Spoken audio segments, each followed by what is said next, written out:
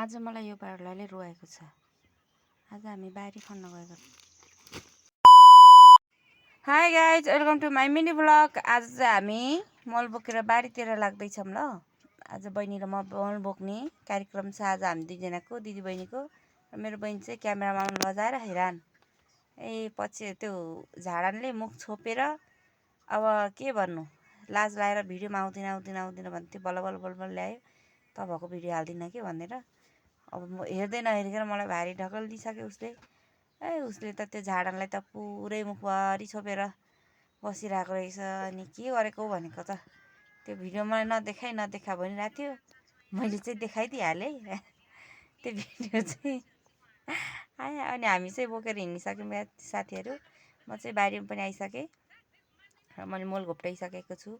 र मोल छर्केर यता पनि छ खन्न भन्यो, बहिनीले खनिरहेको थियो। म चाहिँ मलहरू हाले हिँडेँ। त्यसपछि मैले पनि खन्नको लागि गएको। मलाई बारुलाले टोकेर के गरिदियो यस्तो आज, नाकको टुप्पोमा बारुलाले टोकिदिइहाल्यो। र मैले हजुरहरूलाई बारुला देखाउँदैछु है। यत्रो बारुलाले मलाई कस्तो नराम्रो टोकेर रुवाइदियो आज।